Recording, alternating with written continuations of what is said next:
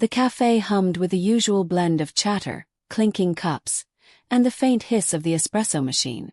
Warm lights hung from the ceiling, illuminating every table except the one in the far corner, where Amara moved gracefully between customers, balancing trays and soft smiles. Her crisp apron was slightly worn, her movements practiced but gentle, the mark of someone who served not just for wages, but with quiet dignity. From a nearby table, a group of young wealthy men lounged with arrogance, their laughter cutting through the warmth like glass. They mocked her softly at first, the way she spoke, the tone of her voice, the shade of her skin, pretending it was all just a joke. Amara forced her lips into a smile, the kind that hides pain under politeness, her heart tightening with every cruel word. In the corner, Ethan Cole observed silently. His tailored suit and quiet demeanor made him almost invisible among the noise. But as he watched the scene unfold, his calm began to crack. The laughter grew louder, uglier. He felt the slow burn of anger, not just at their cruelty, but at a world that still allowed such moments to exist.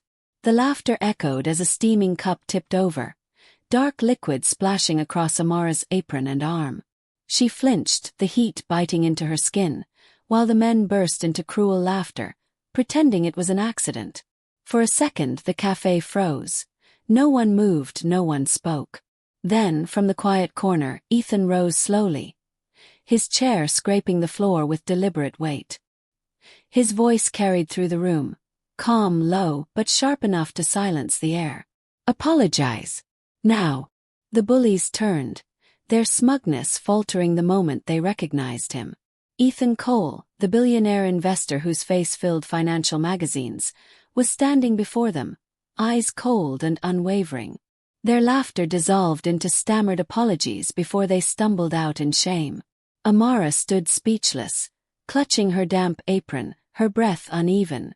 When she finally whispered a shaky, "Thank you," Ethan's sternness softened. He met her eyes, voice gentle. "You shouldn't have to thank someone for basic respect." When Ethan returned to the cafe a few days later, there was no entourage, no polished car waiting outside, and no sign of the powerful billionaire persona the world knew. He walked in quietly, wearing a simple shirt, and requested to be seated in Amara's section once more. She was surprised to see him but offered a warm smile before handing him a menu. As she moved between tables, they began to talk, first about the weather, then about small things that slowly deepened into conversations about life, dignity, and the weight of dreams. Amara spoke of her reality with calm honesty, the double shifts that left her feet aching, the younger sister she raised alone, and the distant hope of attending night school someday. Ethan listened closely, his interest sincere. He was accustomed to people chasing his fortune, not speaking to him as a man. Each word she shared felt raw and real. When he left a large tip, she pushed it back firmly. "I don't want charity," she said, meeting his gaze with quiet strength. Ethan smiled, that defiance, that pride, it stirred something unfamiliar in him. For the first time in years, he felt something money could never buy. Genuine admiration. It didn't take long for whispers to crawl through the cafe walls like smoke. By the end of the week, everyone had an opinion. Co-workers who once shared their lunch breaks with Amara now exchanged knowing glances, their voices dripping with judgment. "She's using him," someone muttered, loud enough for her to hear. The rumors spilled beyond the cafe when a photo surfaced online. Ethan walking her to his car one evening, both of them smiling naturally, unaware of the camera flash that captured it all. Within hours, social media caught fire. Comment sections filled with venom, racist remarks, classist taunts, cruel assumptions. Amara's phone buzzed with notifications she didn't want to see. The humiliation felt heavier this time, because it was public, inescapable. Ethan's PR team begged him to step back, warning that the scandal could damage his image. But he stood firm, eyes hard with conviction. "If my image can't handle decency," he said evenly, "then maybe I don't need it." His loyalty left Amara both touched and terrified, afraid of how much she was beginning to feel for a man who could lose everything because of her. The night of the gala shimmered with extravagance. Chandeliers glowed like captured stars, champagne glasses clinked in practiced rhythm, and the air hummed with self-congratulation. Ethan had invited Amara as his guest, not out of pity but pride. She hesitated for days before saying yes, unsure how she would fit into a room built for wealth and arrogance.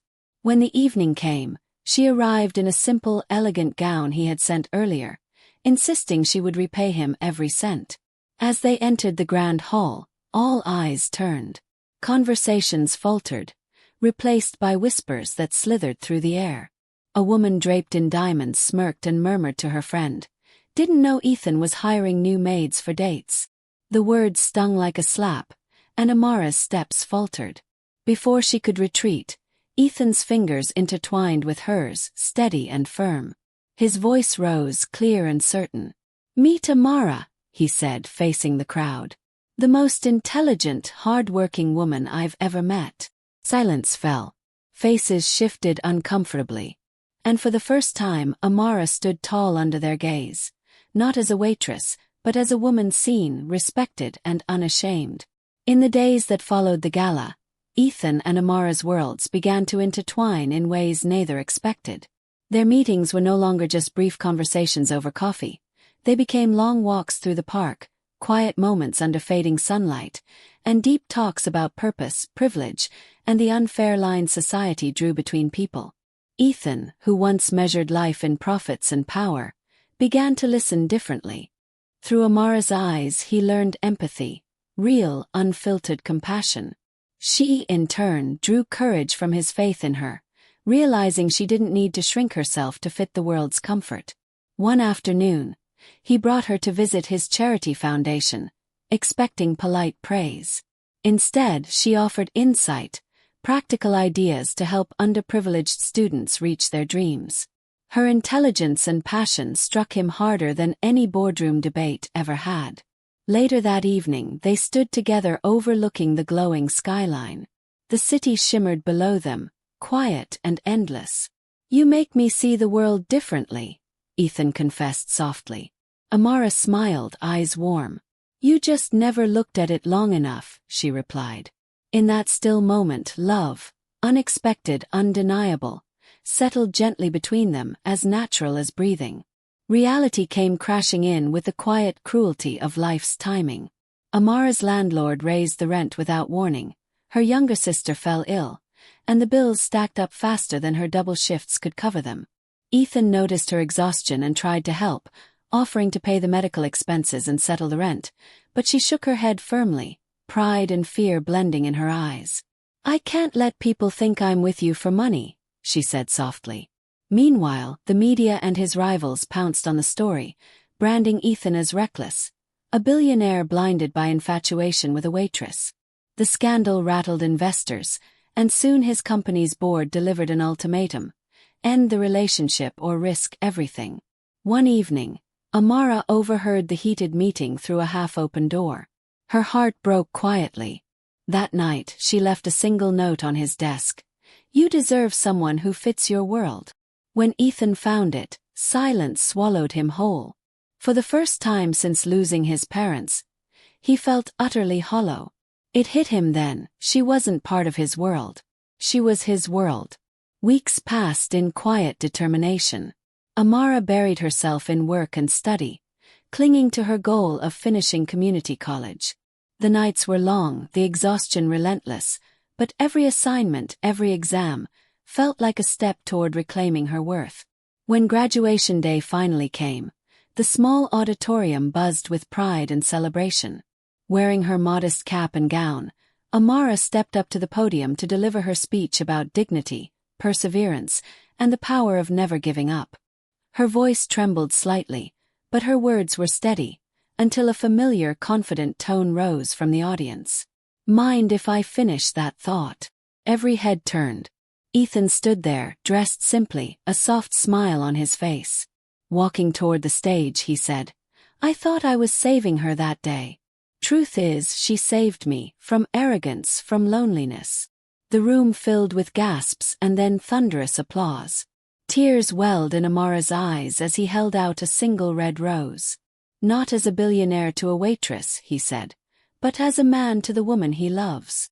She took the rose, her voice breaking with emotion. You never needed to save me. You just needed to stand with me. Their embrace drew cheers, sealing a love reborn, pure, equal, and full of hope. A year later, life had come full circle.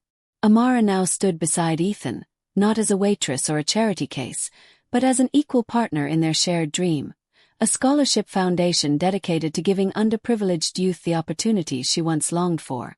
Their days were filled with purpose, their bond strengthened by every life they touched.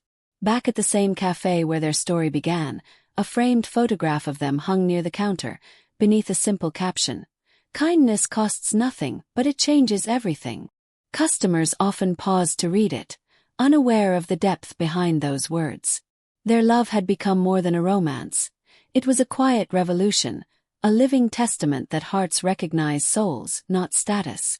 Ethan, once hidden behind power and walls, now opened doors for others, forever changed by the courage of one extraordinary woman.